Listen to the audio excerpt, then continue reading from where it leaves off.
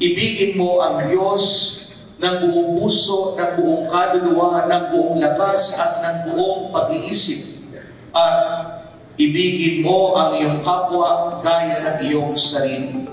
Yan ang paalala ni Reverend Father Mark Ocariza ng St. Peter the Apostle Parish sa mga kawani ng pamahalang lungsod sa banal na misa nitong Lunes, October 7 sa City Convention Center. Pagkatapos nito, isinagawa ang monthly flag raising ceremony sa pangunguna ng ama ng lungsod, Mayor Arthur B. Robes, kasama ang mga empleyado ng bawat tanggapan ng city government. Sa programa, isinagawa ang ceremonial use of rock agreement signing sa pagitan ng pamahalang lungsod at ang Land Registration Authority. Pinangunahan ni Mayor Arthur B. Robes kasama sina City Administrator Dr. Dennis M. Booth at Land Registration Authority sa pamumuno ni Administrator Attorney Gerardo Sirios at Registrar of Deeds Attorney Bobby Bilyote ang paglagda sa nasabing kasunduan na sinaksihan ng mga miyembro ng Sangguniang Panlungsod. Nakapaloob sa kasunduan ang pagpapagamit ng lumang City Engineering Office bilang bagong tanggapan ng Registry of Deeds City of San Jose del Monte. Nangangahulugan lamang ito na mas mapapadali at mapapabilis ang pag-aasikaso ng mga dokumento at mga ari-arian ng bawat Sanoseño. Binigyang parangal ang natatanging Sanoseño Paralympian ni si Gerald Pete Mangliwan na nagpakita ng galing at husay sa ginanap na Olympic Games Paris 2024 nitong buwan ng Setyembre. Papasalamat po ako sa Sangguniang Panlungsod kasi binigyan nga ako po ng resolution pagkakilala sa aking hard work. Doon pa lang po nakakatabang puso kasi as an athlete talaga, yung binigyan ka ng ganong parangal ng ating lungsod, of course sa ating butihing mayor, vice mayor, sa lahat po ng mga nila, nagpapasalamat ako na hanggang ngayon, hindi lang naman sa akin, para sa ating mga kababayan na naniniwala sa aming kakayanan.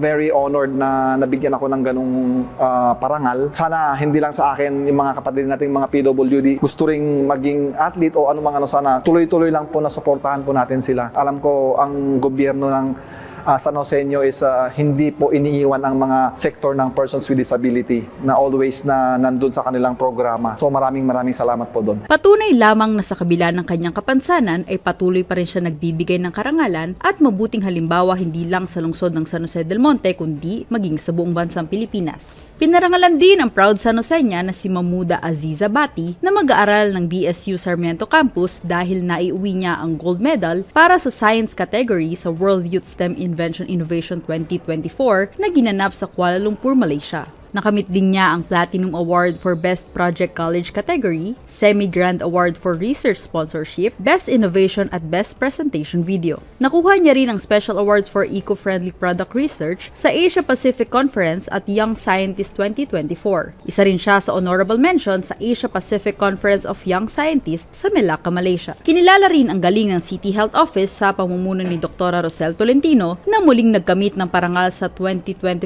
Central Luzon Excellence Award for Health na ginanap sa Clark, Pampanga. Ito ay dahil sa pagpapakita ng husay sa implementasyon ng 8 Priority Health Outcomes and outstanding performance sa 2023 LGU Health Scorecard ng Department of Health. Binigyang pagkilala rin ng DSWD o Department of Social Welfare and Development ang iba't ibang tanggapan ng pamahalang lungsod sa aktibong pagsuporta ng mga ito sa Tarabasa Tutoring Program na naglalayong turuan ng mga batang magbasa at patuloy na magbigay pag-asa sa bawat kabataang Sanoseño. Pinarangalan din ang City Disaster Risk Reduction and Management Office sa pangunguna ni Gina Aison na nagwagi sa Mountain Search and Rescue o MOSAR category sa 12 Bulacan Rescue Olympics La Niña Challenge nitong Agosto sa San Rafael, Bulacan. Kinilala naman ng The Manila Times Philippine Model Cities and Municipalities 2024 bilang runner-up ang lungsod ng San Jose del Monte sa pamumuno ni Mayor Arthur B. Robes sa kategoryang Social Services Oriented. Nagpapakita lamang ito na patuloy ang pagpapadama ng asensong ramdam ng pamahalang lungsod sa bawat Sanoseño.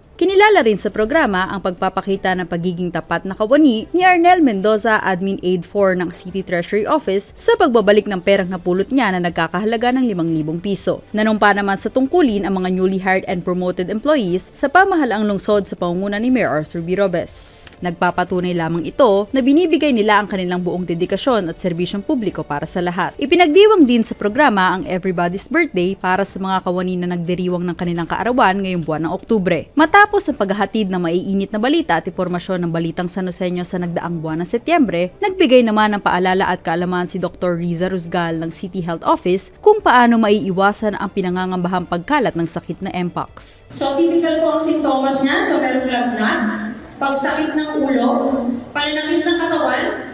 So meron din pong mga kulanit na lumalabas. Ano po? So chills o panginginig, matinding pagkapagod, pananakit ng lalamunan, ubo at baralong ilong, at pagpapantal sa mukhang pimples o maliliit na baltok o blisters. Nag-iwan din ng mensahe ang punong lungsod Arthur B. Robes para sa mga kawani sa patuloy na pagpapadama ng asensong ramdam para sa lahat. Sa inyong lahat, maraming salamat at asahan niyo po na bayang paglilingkod pa rin ang ating gagawin at asahan niyo pa rin na kami tuloy-tuloy lang na magsisilbi sa inyong lahat. Kasama si RM Oblianda para sa Balitang San Joseño, ako si Sha Refue Pasion, Public Information Office.